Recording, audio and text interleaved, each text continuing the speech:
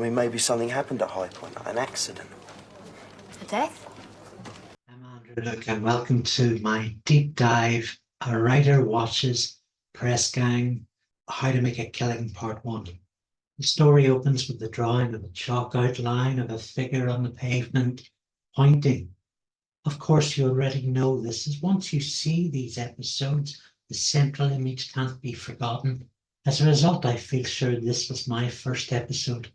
The cuts in black and white still frame quickly relay that this scene is being observed by an interested photographer. As Kenny fills in the blanks, we get newsroom colour intercutting.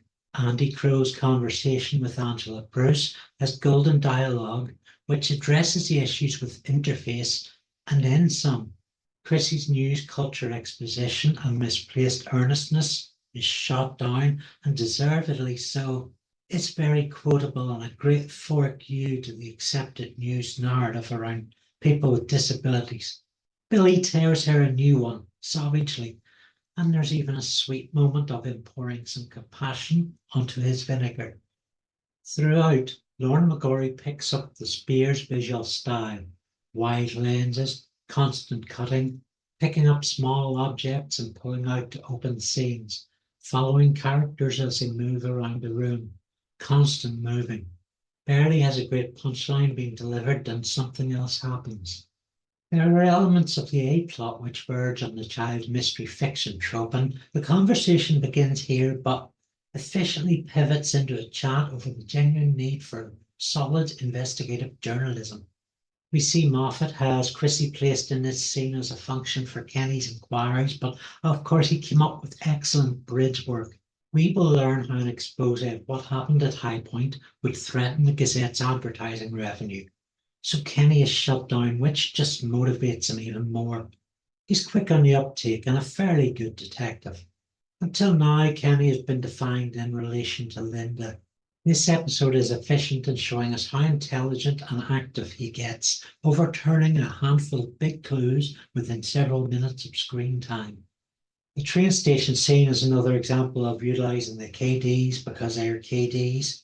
It's also a scurrilous invasion of privacy. One that is far less fun in Sadie Frost's future. A little over a decade later, Frost's phone was hacked by staff at News International and the Mirror Group. For 5 to 10 years, Frost's voicemail was bugged and those of her friends and colleagues. A private conversation could become public knowledge in days. The high level of confidences, seemingly betrayed by Sadie and her circle, caused them untold paranoia. Over this long span, personal and professional relationships were corroded by engineered mistrust and betrayal. Sadie, like others, suffered under depression, fatigue, and eventually a nervous breakdown. In time, the truth came to light, and after attending a number of court hearings, she was awarded financial compensation for damages. Criminal courts proved Rebecca Brooks, Piers Morgan, Katie Nicholl, and others guilty of orchestrating mass invasions of privacy directly as first-hand and at a distance as directing through management policy. Sadly, they've never done prison time and have been socially protected and privileged, and so deserve to spend the rest of their lives shunned. This might be a good time to delve into Sadie's own career. Lest these arseholes own the narrative.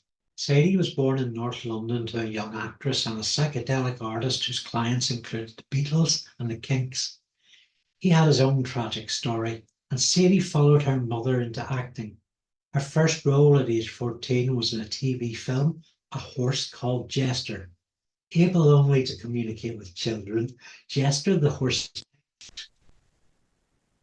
Okay, the official description reads, a horse turned detective.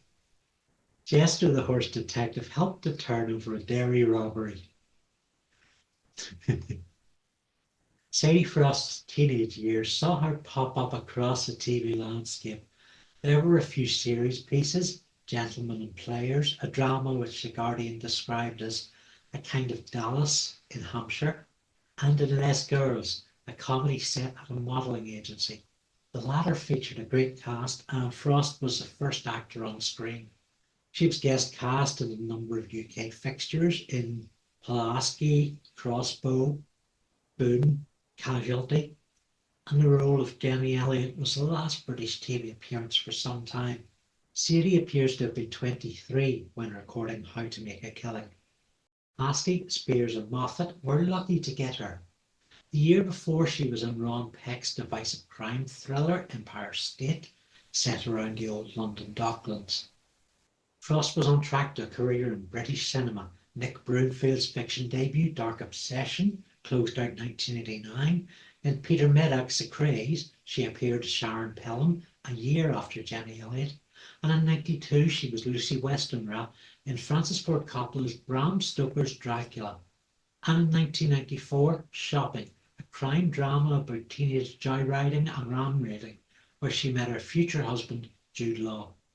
Frost's teenage years saw her perform in music videos, one for Simply Red and Gold, Indestructible for Spandau Ballet, beginning the friendship with her first husband, Gary Kemp. But it was at age 30 she'd make Iconography, pushing the pub frontman around a supermarket in Common People.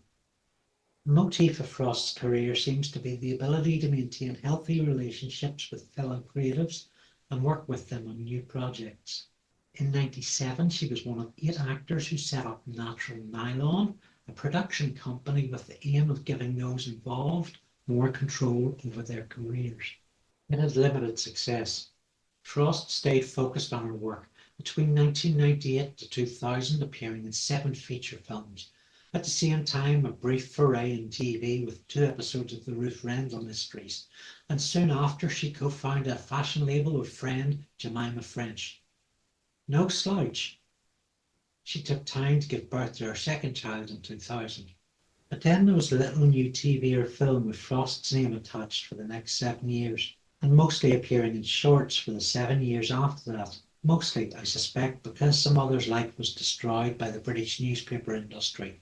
Rebecca Brooks, Piers Morgan, Katie Nichols, Tina Weaver, Colin Myler, Rupert Murdoch and others. Frost and Law had a 3rd child in 2002, but the spying by 3 major newspaper corporations culminated, triggering their divorce in 2003 and a period of postnatal depression. News came out slowly, at first allowing for cognitive mapping, and in 2015 some degree of closure through Mirror Group's apology and an award of damages.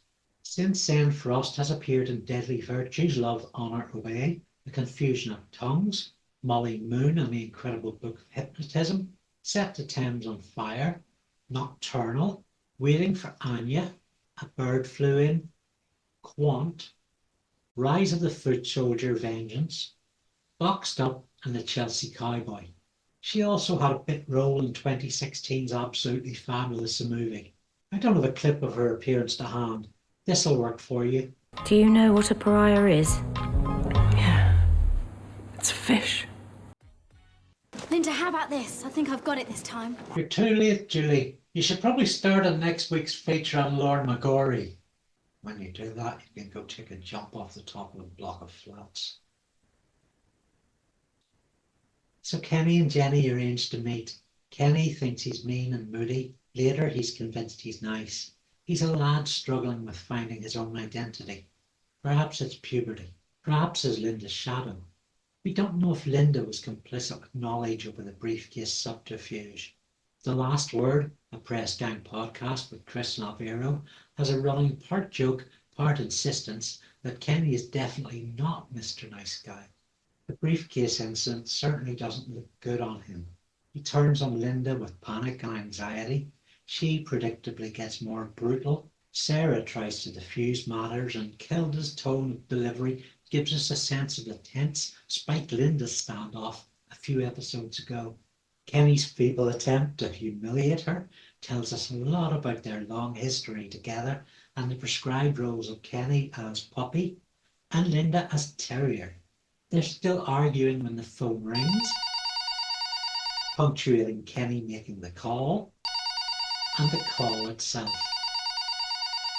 In Czars, we find Jenny is very capable with the wit and a good audience to the enjoyable back and forth with the waitress, played by Maria McArlean, over whether Kenny wanted a straw. Did you hear the one about the tetraplegic juggler? I think I'm about to. He was lousy. Kept dropping their tetraplegics. Oh, Another lovely Chrissy Billy scene, again serving the plot because it's a distraction to get her away from her desk and root through her notes. With Billy written as uncompromising, we can be fairly certain he's comfortable to be used in this way by both Lynda and Chrissy. Jenny finds Kenny's switching of the bags romantic in a way which is certainly icky when moved outside the boundaries of fiction. An extra, maybe played by Alexandra Avery and Kelda Holmes, pick up the trail, questioning the time of death and the reliability of the witness. It's well-handled exposition because it's economic, straight out there, no standing on ceremony, a natural unpack of things we need to know without sticking around.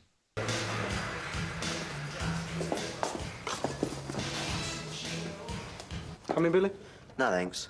This is the big one. We're going to solve the mystery, right? Oh no. Trouble is, I don't see why it's any of our business. Billy and his conscience would have made a great assistant editor. This scene propels us to no messing about as regards Kenny's emotional arc, putting it under the spotlight. Lee Ross puts solid effort into showing how his actions have caught up to him.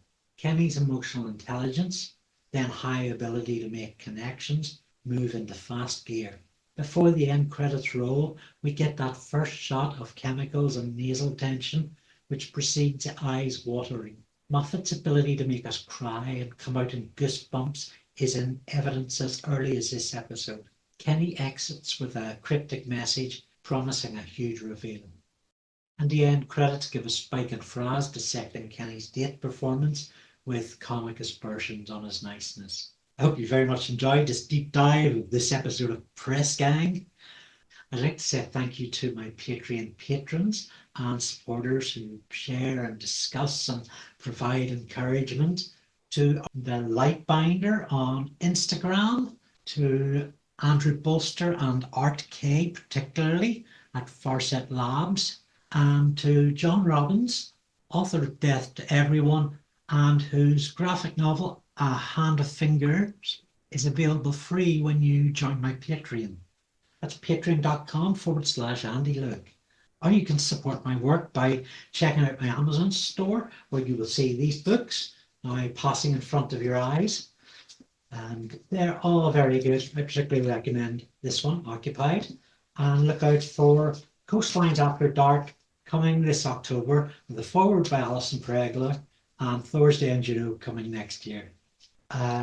Please, PLCS, please like, comment, and subscribe with a share on top. And I really, really appreciate people getting in touch and discussing stuff. I know there's an awful lot of Press Gang fans out there. This maybe isn't as funny as my other videos, but I really enjoyed doing it. I hope you have enjoyed the experience, and I will see you next time for part 2 of this story.